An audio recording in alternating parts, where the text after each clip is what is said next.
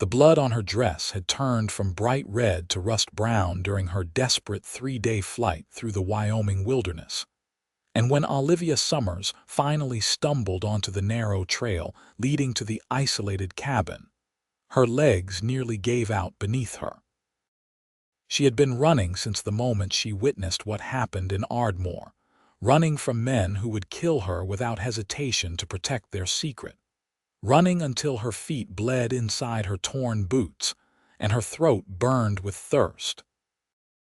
The September air in 1876 carried the first bite of autumn, and she had no coat, no supplies, nothing but the clothes on her back and the terror that drove her forward.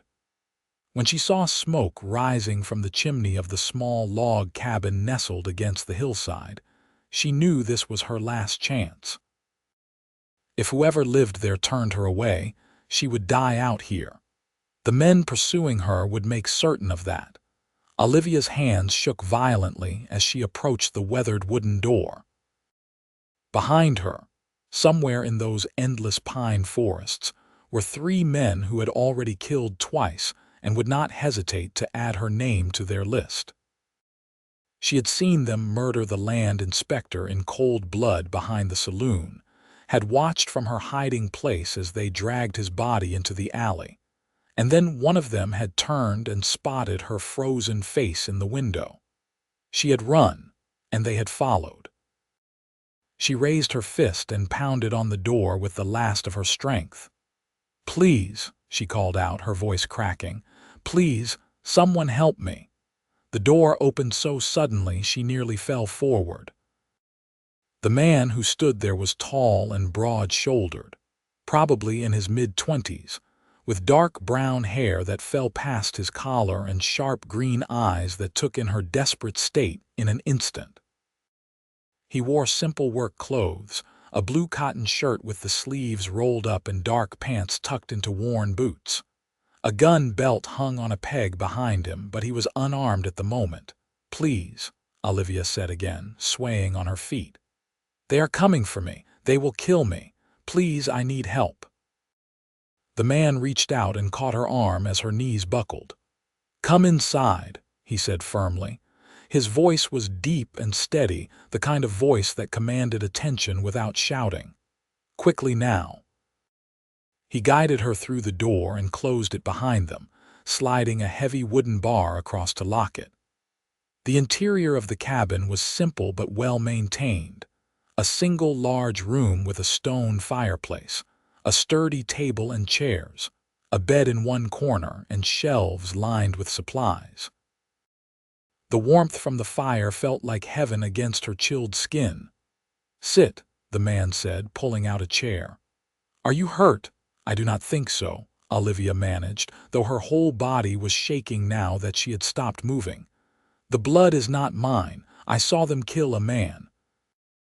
I saw everything, and they know it. They have been hunting me for 3 days." The man moved quickly, pouring water from a pitcher into a cup and bringing it to her. "Drink this slowly. Who is hunting you?" Olivia took the cup with trembling hands and sipped the cool water. It was the first clean water she had tasted since fleeing Ardmore, and she had to force herself not to gulp it down. 3 men. I do not know all their names. One of them works at the mining office. They killed the federal land inspector, shot him in the back of the head, and took his papers. I was walking home from the general store and I saw it happen through the window of the empty building next door. One of them saw me. The man's jaw tightened. "How long ago?" 3 days. Maybe 4 now. I have lost track. I ran into the hills, tried to lose them in the forest, but they kept coming. I heard them calling to each other, tracking me. Her voice broke. "I thought I was going to die out there." "You are safe now," the man said with such certainty that Olivia almost believed him. "My name is Carter Quinn.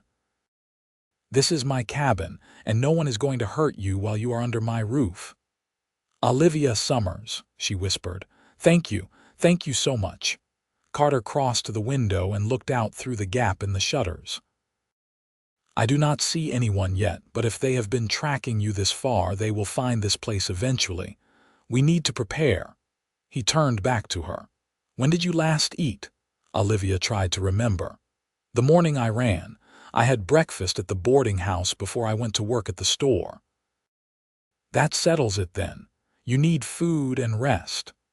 Carter moved to the stove and began pulling out supplies.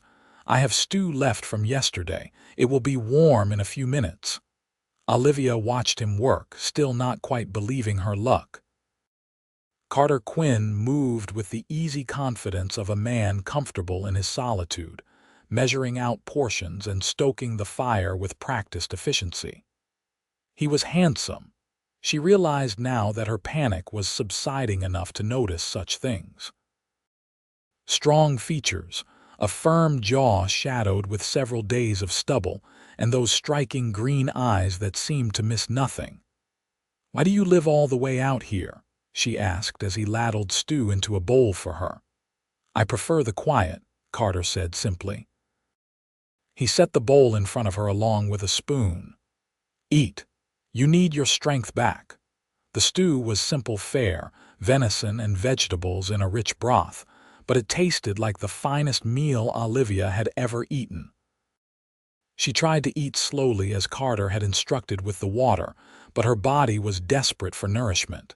He watched her for a moment, then went back to the window. "Tell me about these men," he said.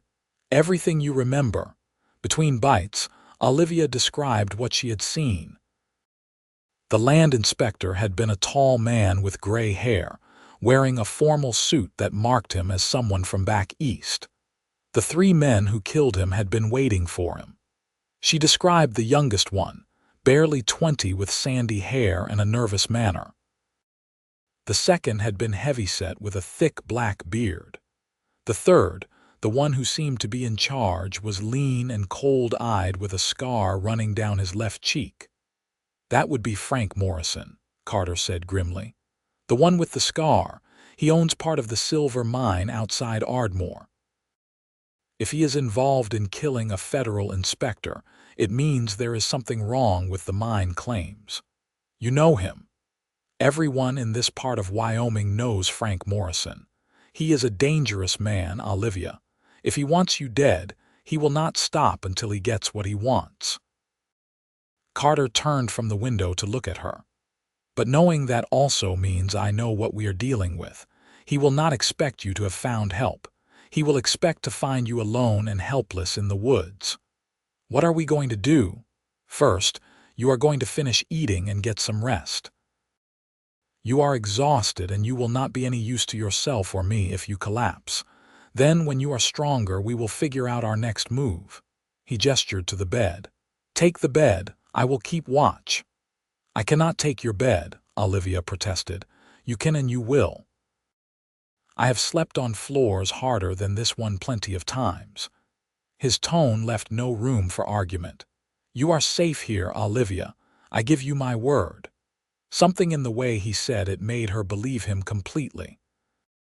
Olivia finished her stew, accepted a second cup of water, and then allowed Carter to guide her to the bed.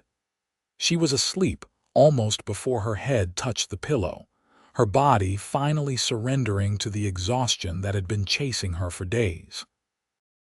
When Olivia woke, the light filtering through the shutters told her it was late afternoon. She sat up quickly, disoriented for a moment before remembering where she was. Carter was sitting at the table, cleaning a rifle with methodical care. He looked up when he heard her move. "How do you feel?" he asked. "Better." Olivia swung her legs off the bed and stood, grateful that the shaking in her limbs had subsided. "How long did I sleep?" "About 6 hours. It is almost evening now." Carter set down the rifle and stood. "I checked the perimeter twice. No sign of anyone yet, but I found tracks about a mile east. 3 horses, moving slow like they are searching." Fear spiked through Olivia's chest. "They are still coming." "Yes, but we have time to prepare. Come here, I want to show you something." Carter led her to a corner of the cabin, where a section of the floor looked slightly different from the rest. He knelt and pulled up a hidden trapdoor, revealing a narrow space beneath the floorboards. "If they find this cabin and I tell you to hide, You get down here and you do not make a sound no matter what you hear. Understood? Olivia nodded, her throat tight. You really think they will come here? I think Frank Morrison does not leave witnesses alive, and you are the only person who saw him commit murder. He will check every cabin, every mine, every hunting camp within 50 miles if he has to. Carter closed the trapdoor and stood. But he does not know about me, and that gives us an advantage. Why are you helping me? Olivia asked suddenly. You do not know me. You could have turned me away, stayed out of this whole mess. Carter looked at her steadily. Because turning away someone in need is not who I am. Because what Frank Morrison did was wrong, and someone needs to stand up to men like him. And because, he paused, because I know what it is like to be alone and afraid with nowhere to turn. I would not wish that on anyone. There was something in his eyes when he said it, some old pain that he kept carefully locked away. Olivia wanted to ask, but before she could, Carter turned back to his weapons. Can you shoot? He asked. A little. My father taught me when I was young before he died. Good. If it comes to a fight, I need to know you can defend yourself. He crossed to a chest in the corner and pulled out a smaller revolver. This was my mother's. It is not heavy and the kick is manageable. Come outside and I will show you how to use it properly. They spent the next hour in the clearing behind the cabin as the sun sank lower in the sky. Carter was a patient teacher, showing Olivia how to check the chambers, how to aim, how to squeeze the trigger instead of pulling it. The gun was surprisingly comfortable in her hand, and after a few practice shots at a target Carter set up against a tree, she was hitting the mark more often than not. You are a natural, Carter said with approval. Keep the gun on you at all times. If shooting starts, get to cover and stay there until I tell you it is safe. Back inside, Carter prepared a simple dinner of bacon and beans while Olivia washed her face and hands in a basin of water. She caught sight of herself in the small mirror hanging by the door and barely recognized the woman staring back. Her dark blonde hair was tangled and matted. Her face was scratched and bruised, and there were dark circles under her blue eyes. The rust-colored stains on her dress served as a constant reminder of the violence she had witnessed. I look terrible, she said softly. You look alive, Carter replied. That is what matters. They ate dinner as twilight fell outside. Carter had closed and barred the shutters, leaving only narrow gaps to watch through. The cabin felt like a fortress, and with Carter's calm presence, Olivia felt safer than she had in days. Tell me about yourself, Carter said as they cleared the dishes. What brought you to Ardmore? I needed work, Olivia said. After my father died 2 years ago, I had to leave our farm. I could not manage it alone, and there were debts. I heard there were opportunities in the mining towns, places that needed store clerks and boarding house workers. So I came west. Do you have other family? No. My mother died when I was born. It was just my father and me until the fever took him. Olivia looked down at her hands. I have been on my own since then. The boarding house in Ardmore was decent enough, and the work at the general store was not hard. It was not much, but it was mine, you know, a life I was building for myself. And now I cannot go back. Even if we stop Frank Morrison, everyone in Ardmore will know I am the one who testified against him. His friends will come after me. I will never be safe there again. Carter was quiet for a moment. Then you will have to build a new life somewhere else. Where? I have no money, no family, nowhere to go. You will figure it out, Carter said firmly. You are stronger than you think, Olivia. You survived 3 days in the wilderness being hunted by killers. That takes courage most people do not have. His words warmed something inside her chest. What about you? You said you know what it is like to be alone. What is your story? Carter stood and walked to the fireplace, staring into the flames. I was a soldier during the war, fought for the Union. When it ended, I came back to find my family's ranch burned to the ground and my parents dead. Everything I had known was gone. I drifted for a while, took work where I could find it, tried to figure out who I was supposed to be now that the war was over and I had no home to return to. "I am sorry," Olivia said softly. "It was a long time ago. Eventually, I ended up in Wyoming. I worked for various ranchers, saved my money and bought this land. Built this cabin with my own hands. It is not much, but it is mine. No one can take it from me." "It is a good cabin," Olivia said. "You should be proud." Carter turned to look at her, and for a moment something passed between them, a recognition of shared pain and survival. They were both people who had lost everything and were trying to build something new from the ruins. The moment was broken by a sound outside, the distinct whinny of a horse somewhere in the darkness. Carter moved instantly, grabbing his rifle and motioning for Olivia to get down. She dropped to the floor, her heart pounding, the revolver suddenly heavy in her hand. Carter positioned himself by the window, peering out through the narrow gap in the shutters. "3 riders," he said quietly. "About 100 yards out. They are being cautious, checking the cabin from a distance." "Is it them?" Olivia whispered. "Cannot tell yet. Stay down." They waited in tense silence. Olivia could hear her own heartbeat thundering in her ears. Outside, the horses moved closer. Then a voice called out, rough and demanding. "Anyone in that cabin, show yourself. We are looking for a woman, blonde hair, early 20s. She is wanted for theft." "If you are harboring her, you are breaking the law," Carter's jaw tightened. "That is Morrison's voice. He is trying to trick whoever might be inside into thinking he has legal authority." "What do we do?" Olivia asked. "We wait. Let them make the first move." The voice came again. "This is your only warning. Send out the woman and you will not be harmed." Carter did not respond.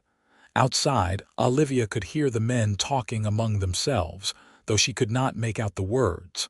Then there was silence, followed by the sound of horses moving away. "Are they leaving?" Olivia asked hopefully. "No," Carter said grimly. "They are circling around, probably planning to surround the cabin. Get in the hiding spot, now." "But I can help fight." "Olivia, if they set fire to this cabin, I need to know you have a way out." "There is a tunnel under there that leads to an exit 30 feet away in the trees. If things go bad, you use it. Promise me." Olivia wanted to argue, but the look in Carter's eyes stopped her. She nodded and hurried to the trapdoor, climbing down into the narrow space beneath the floorboards. Carter closed it above her, and she was plunged into darkness. The hiding space was cramped and musty, but as her eyes adjusted, she could see thin lines of light filtering through the cracks in the floorboards above. She could hear Carter moving around the cabin, checking the windows, positioning himself for what was coming. Then everything happened at once. There was a crash as something hit the door, followed by gunfire. Olivia pressed her hands over her ears but could still hear the deafening sound of rifles and revolvers. Wood splintered. Men shouted. Carter's voice rang out, calm and commanding, ordering them to back off. More gunfire. The smell of smoke began to filter down into her hiding place, and Olivia realized with horror that they were trying to burn the cabin. She could hear Carter firing back, heard a man scream in pain, heard cursing and the sound of running feet. Then there was an explosion of sound right above her, and suddenly the trapdoor was yanked open.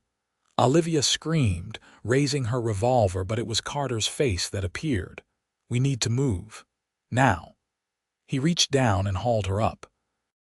The cabin was filled with smoke, and flames were licking up one wall. Through the shattered window, Olivia could see 2 figures lying motionless on the ground outside. Carter grabbed a pack that he must have prepared earlier and slung it over his shoulder. "This way," he said, leading her to the back of the cabin. He kicked open a door she had not noticed before, revealing a small storage room. Inside was the exit to the tunnel he had mentioned, a hole in the ground with rough wooden supports. "You first," Carter ordered. "Quick!" Olivia dropped into the tunnel, finding herself in a narrow passage barely wide enough for her shoulders. She could feel rough earth on all sides and wooden beams overhead. Behind her, Carter dropped in and pulled a board over the entrance. "Crawl forward," he said. "Fast as you can." Olivia moved through the darkness, her hands and knees scraping against dirt and rocks. Behind her, she could hear Carter following. The tunnel seemed to go on forever, and her lungs were burning from the smoke she had inhaled, but finally she saw light ahead. She emerged into the cool night air, gasping and coughing. Carter came out right behind her and immediately pulled her away from the exit, deeper into the trees. They could see the cabin clearly from here, flames now engulfing most of the structure. A single figure stood watching it burn, and even from this distance, Olivia recognized the silhouette of Frank Morrison. "The other two," she whispered. "Dead," Carter said flatly. "Morrison got away because he stayed back and let his men do the dirty work. That is the kind of coward he is." They watched as Morrison finally mounted his horse and rode away, disappearing into the darkness. Only then did Carter allow himself to relax slightly. "We need to move," he said. "I have a cache of supplies hidden about 2 miles from here. We will head there, rest for a few hours, then start making our way to the territorial marshal in Cheyenne." "Your cabin," Olivia said, looking at the burning structure. "Everything you built." "Buildings can be replaced," Carter said. He looked at her in the firelight, his expression intense. "People cannot. I would burn it down myself if it meant keeping you safe." Something shifted in Olivia's chest, a feeling she could not quite name. This man had given up everything to protect her, a stranger he had only met hours ago. He had killed to defend her, had lost his home for her, and he spoke of it as if it was the most natural thing in the world. "Come on," Carter said gently, taking her hand. "We have a long walk ahead of us." They moved through the forest, Carter leading the way with sure steps even in the darkness. He knew these woods intimately, every trail and landmark. They walked for what felt like hours before he finally stopped at a rocky outcropping. "Here," he said, moving aside some carefully placed branches to reveal a small cave. Inside were supplies, just as he had promised: food, water, blankets, ammunition, and another rifle. "You planned for something like this?" Olivia asked. "I learned during the war to always have an escape route," Carter said. He spread out one of the blankets and gestured for her to sit. "We will rest here until first light, then continue to Cheyenne." Olivia sank down onto the blanket, her body aching from exhaustion and fear and the desperate crawl through the tunnel. Carter sat beside her and opened a canteen, offering it to her. She drank deeply, then handed it back. "Thank you," she said, "for everything. You saved my life." "You are welcome," Carter replied. He was quiet for a moment, then added, "I am sorry about how I spoke earlier, ordering you around. I know you are capable of fighting. I just could not bear the thought of something happening to you." The admission surprised her. "We barely know each other." "I know. But from the moment you appeared at my door, terrified and asking for help, I felt something. A need to protect you, yes, but also something deeper. Like I was meant to help you, like you were supposed to find my cabin." He looked at her in the dim light. "Does that sound foolish?" "No," Olivia said softly. "I felt it too. When you opened the door and I saw your face, I knew somehow that everything would be all right, that you would keep me safe. I have never felt that way about anyone before." Carter reached out and gently tucked a strand of hair behind her ear. His fingers were rough and calloused, but his touch was incredibly gentle. "We should rest. It is going to be a hard journey to Cheyenne." Olivia nodded, but she did not feel sleepy anymore. She was hyper-aware of Carter's presence beside her, the warmth of his body, the steady sound of his breathing. When he lay back on the blanket, she found herself lying down next to him, close enough that their shoulders touched. "Carter," she said quietly. "Yes." "When this is over, when Frank Morrison is brought to justice and I am no longer in danger, what will you do?" "I will rebuild. Find a new piece of land, maybe closer to a town this time. Build another cabin." He paused. "What about you?" "I do not know. I suppose I will have to find work somewhere, start over again." The thought was exhausting. "You do not have to do it alone," Carter said. "If you wanted to, I mean. If you needed a place to stay while you figured things out." Olivia turned her head to look at him. In the faint moonlight filtering into the cave, she could see his profile, strong and steady. "Are you asking me to stay with you?" "I am saying that you have options, that you do not have to face the world by yourself anymore if you do not want to." He turned to meet her gaze. "I know it is too soon to speak of such things. We have only just met. But I feel a connection to you, Olivia. Something I have not felt in a very long time, maybe something I have never felt before." Olivia's heart was racing. She had felt the same connection, had been trying to deny it because it seemed impossible to develop feelings for someone so quickly. But here in the darkness, with danger all around them and only each other to rely on, the truth was undeniable. "I feel it too," she whispered. Carter reached out and took her hand, lacing his fingers through hers. They lay there in the darkness, hands clasped, neither speaking but both understanding that something profound had shifted between them. Olivia felt safer than she had in days, not just because of Carter's strength and competence, but because of something deeper. A sense of rightness, of having found something she had not even known she was looking for. Eventually, exhaustion claimed them both, and they slept. When Olivia woke, dawn light was filtering into the cave and Carter was already awake, checking their supplies. He looked tired, with dark circles under his eyes, and she realized he had probably stayed awake most of the night keeping watch. "Morning," he said when he saw her stirring. "We should eat something and then get moving. The sooner we reach Cheyenne, the sooner this will be over." They ate a quick breakfast of dried meat and hardtack, washed down with water from the canteen. Then Carter packed up everything carefully, making sure they left no trace of their presence. The journey to Cheyenne was long and grueling. They had to travel on foot, staying off the main roads in case Morrison was looking for them. Carter led them through the wilderness, following game trails and staying under cover as much as possible. They traveled during the day and rested at night, always careful to build no fires that might give away their position. During those days of travel, Olivia and Carter talked. They shared stories of their pasts, their hopes and fears, their dreams for the future. Olivia learned that Carter had once wanted to be a teacher, but the war had derailed those plans. Carter learned that Olivia loved to read and had once dreamed of opening her own bookshop. They also shared silences, comfortable and companionable, walking side by side through the endless Wyoming landscape.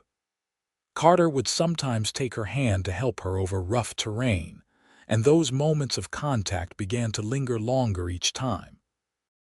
When they rested, they sat close together, shoulders touching, seeking comfort in each other's presence. On the third night of their journey, they took shelter in an abandoned line shack, a small one-room cabin that shepherds had once used during lambing season. It was dilapidated but offered protection from the cold wind that had picked up.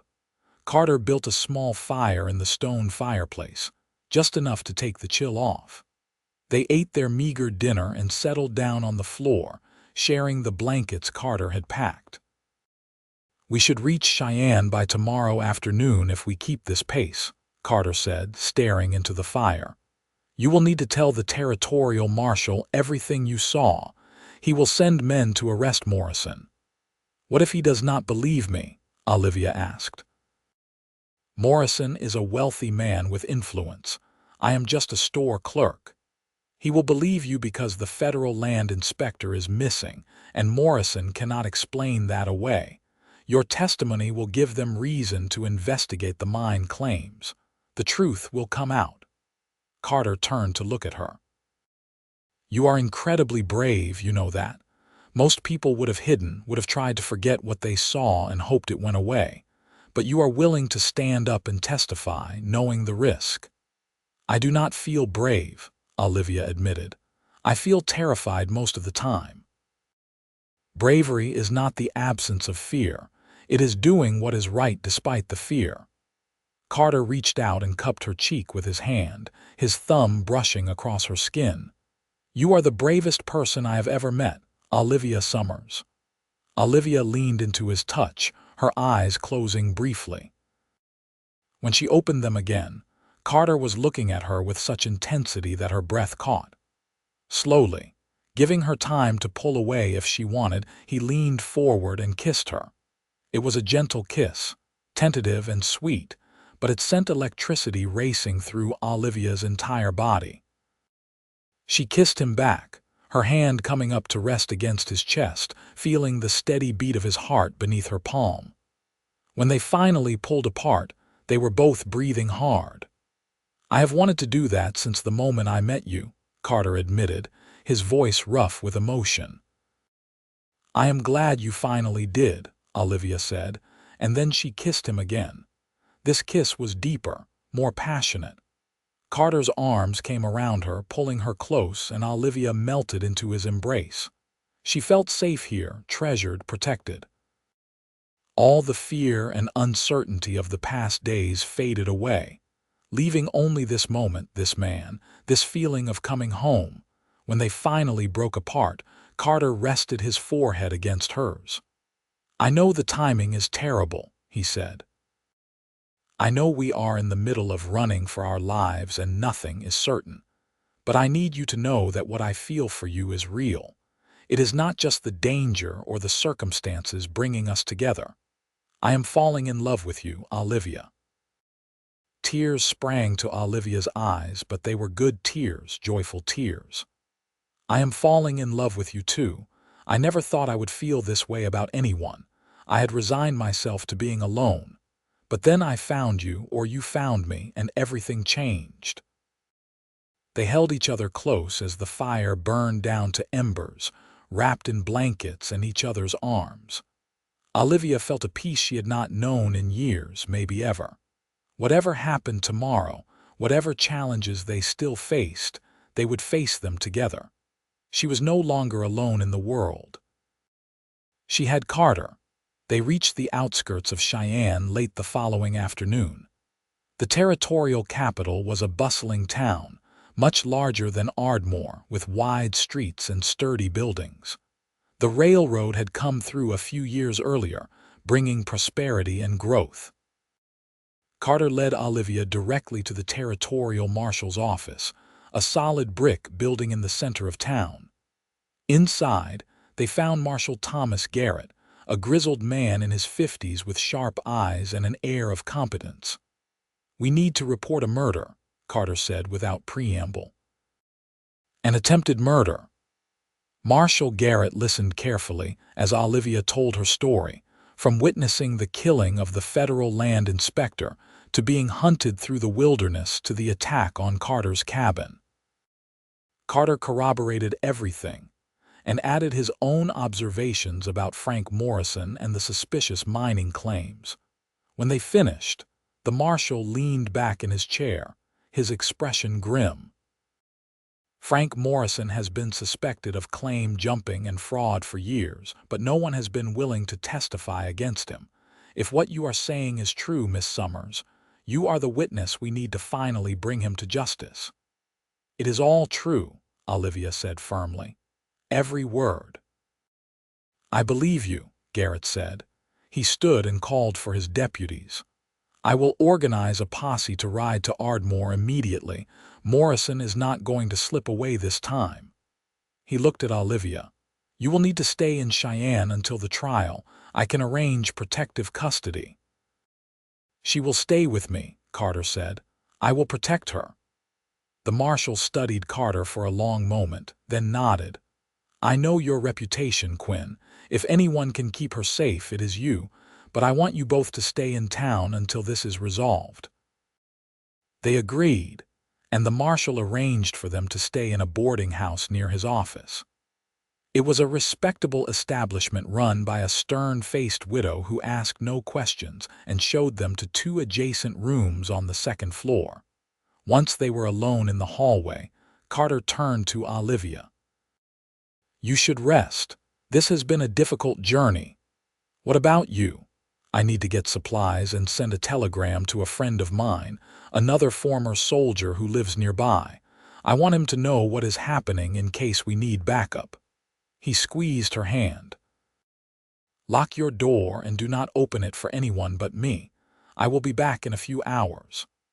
Olivia did as he asked, retreating to her small but clean room and collapsing onto the bed. She was asleep within minutes, her body finally giving in to the exhaustion of days on the run. She woke to the sound of gentle knocking on her door. "Olivia, it is me." She opened the door to find Carter standing there, cleaned up and wearing new clothes. He had shaved and gotten a haircut, and Olivia was struck again by how handsome he was. "I brought dinner," he said, holding up a basket. "Thought we could eat together." They ate in Olivia's room, the food from a local restaurant far better than anything they had eaten in days. As they talked and laughed, Olivia felt something settle in her chest. This was what a future with Carter could look like. Simple moments of companionship and care, building a life together day by day. "What are you thinking about?" Carter asked, noticing her expression. "Us," Olivia said honestly. "What happens after the trial, where we go from here?" Carter set down his fork and reached across the small table to take her hand. "I meant what I said before. I want you to stay with me. I want to build a new life, and I want you to be part of it, if you will have me." "Are you proposing to me, Carter Quinn?" Olivia asked, her heart racing. "Not officially, not yet. I want to do that properly when we are not in the middle of a murder investigation and you are not traumatized and exhausted." He brought her hand to his lips and kissed it. "But yes, eventually, if you will say yes. I want to marry you, Olivia. I want to wake up next to you every morning and fall asleep beside you every night. I want to build a home with you and fill it with laughter and love. I have never been more certain of anything in my life." Olivia felt tears streaming down her cheeks, but she was smiling. "Yes," she said. "Yes, I will marry you. Not eventually. Soon. As soon as this is over, I want to marry you." Carter stood and pulled her into his arms, kissing her deeply. When they finally broke apart, both of them were grinning like fools. "I love you," Carter said. "I know it is fast, but I do not care." "I love you." "I love you too," Olivia replied. "You saved my life, but more than that, you gave me hope. You showed me what it means to be safe, to be cared for. You became my home, Carter." They held each other as the sun set outside the window. Two people who had been lost and alone, finding everything they needed in each other's arms. The next week passed in a strange limbo. Marshal Garrett returned with Frank Morrison in custody, along with evidence of extensive fraud in the mining claims. The two men who had been killed at Carter's cabin were identified as known criminals with connections to Morrison. Everything Olivia had witnessed was corroborated by the investigation. The trial was swift. With Olivia's testimony and the physical evidence, the jury found Frank Morrison guilty of murder, conspiracy, and fraud. He was sentenced to hang, though his lawyers immediately filed appeals. But the important thing was that he was behind bars and could no longer threaten Olivia. During those days of legal proceedings, Carter never left Olivia's side. He attended every meeting with the prosecutors, sat beside her in court, and held her hand when she gave her testimony. His presence gave her the strength to face Morrison one final time, to look the man who had tried to kill her in the eye and tell the truth about what he had done.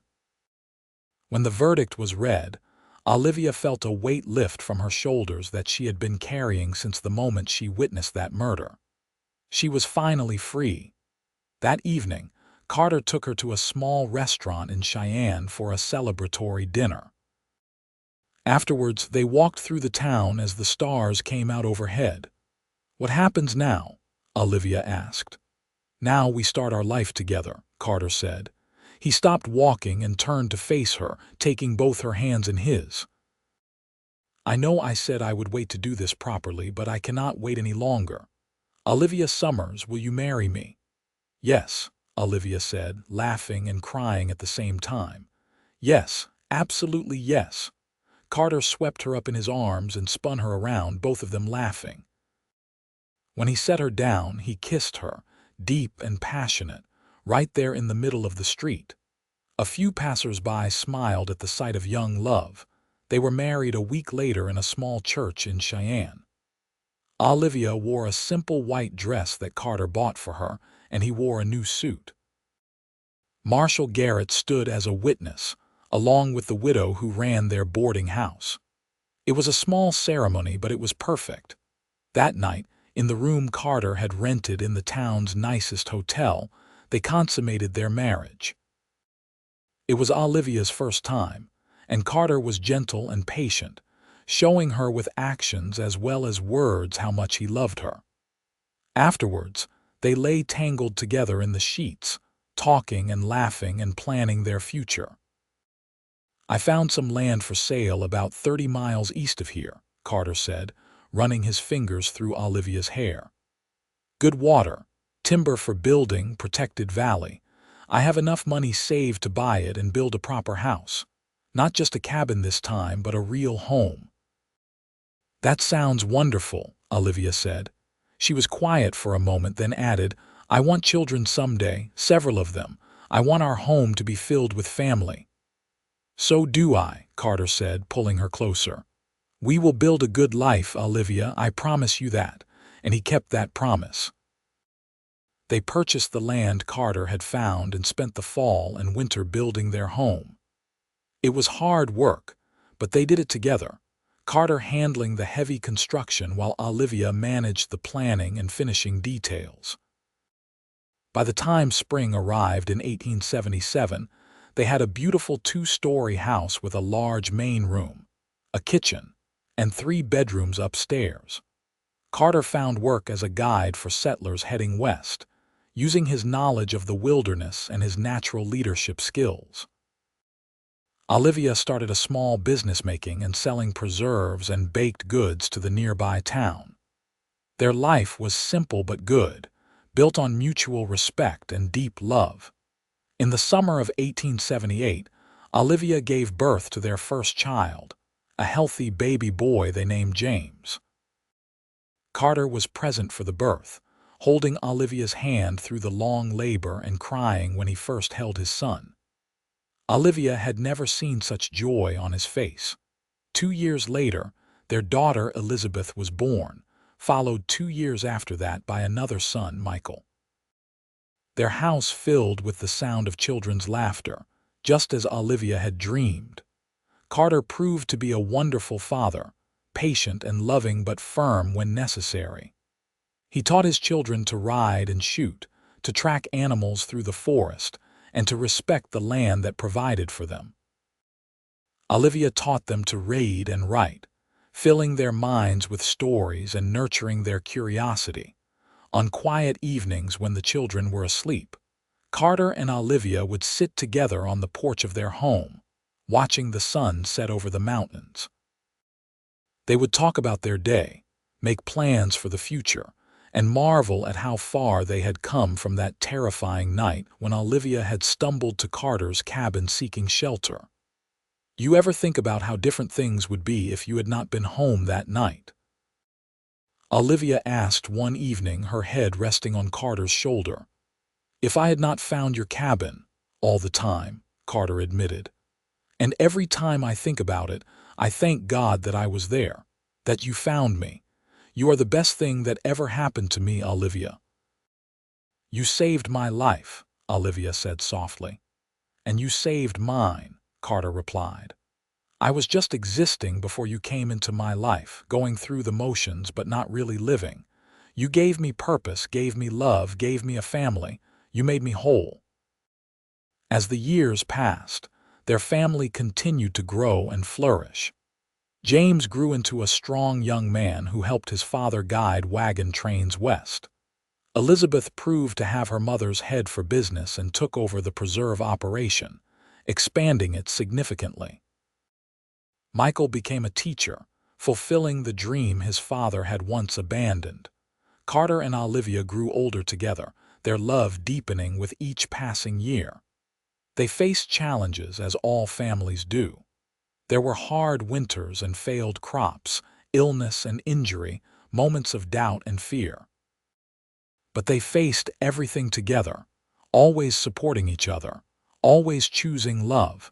By the time they reached their 50s, Carter and Olivia were pillars of their community. They had built not just a home but a legacy.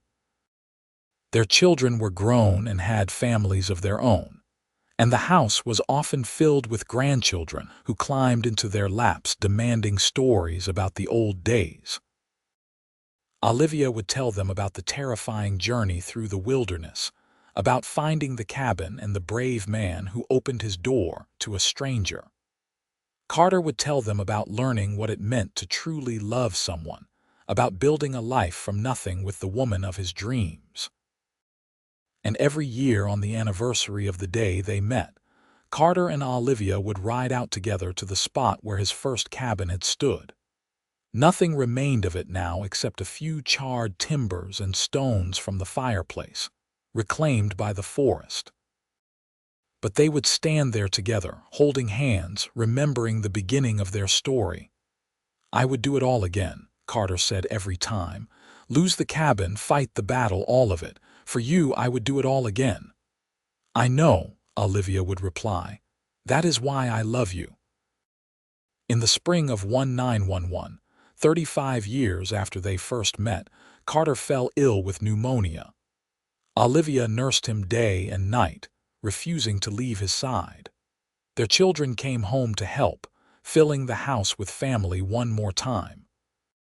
On a warm afternoon in May, Carter opened his eyes and found Olivia sitting beside his bed, holding his hand as she had done for so many years. His hair was white now, his face lined with age, but his green eyes were still bright with intelligence and love.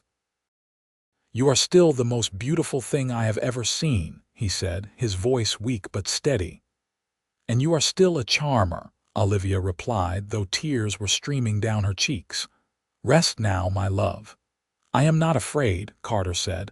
I have had a good life, a wonderful life. You gave me everything I ever wanted and things I never knew I needed. Thank you, Olivia. Thank you for finding my cabin all those years ago. Thank you for trusting me. Thank you for loving me. It was the easiest thing I ever did, Olivia said, leaning forward to kiss his forehead. Loving you has been the joy of my life.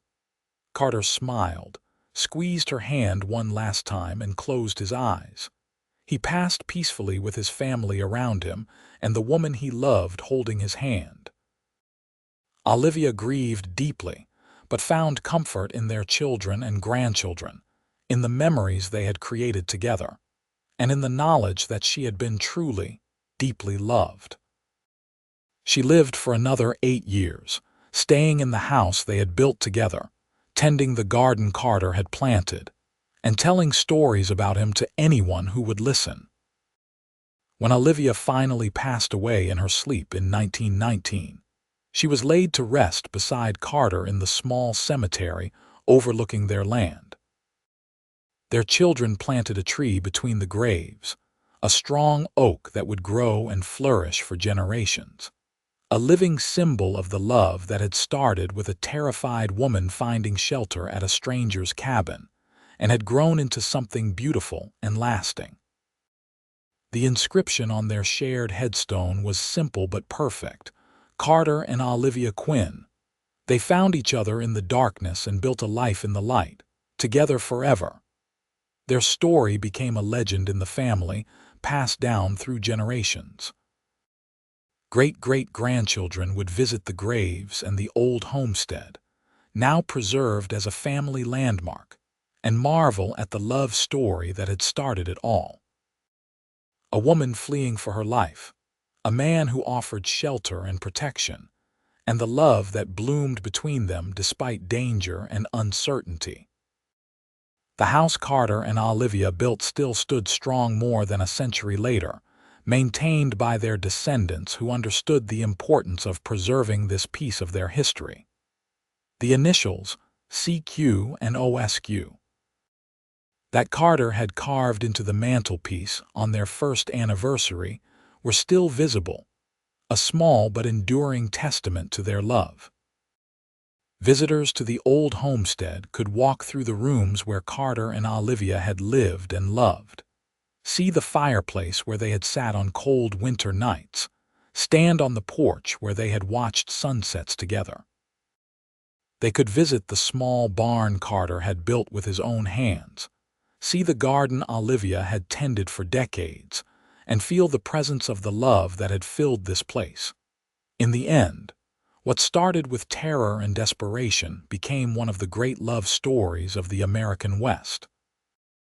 A testament to courage and kindness, to the power of offering shelter to someone in need, and to the transformative nature of true love.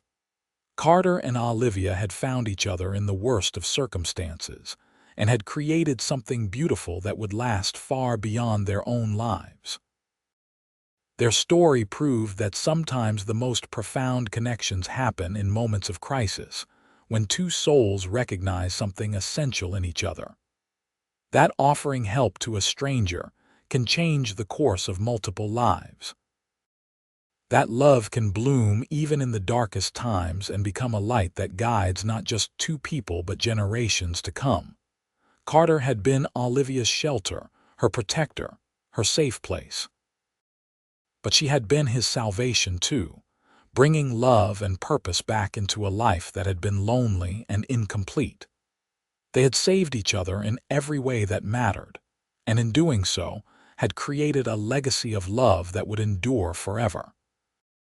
The story of the woman who arrived at the cabin shaking with fear, and the man who offered shelter and became her safe place, lived on, inspiring descendant after descendant to believe in the power of kindness, the importance of courage, and the enduring strength of true love. It was a story that began in terror but ended in triumph. That started with a stranger's knock on a cabin door and evolved into a love that lasted a lifetime and beyond. And somewhere, in whatever comes after this life, Carter and Olivia were together still, holding hands as they always had, their love eternal and unbreakable, forever each other's shelter and safe place.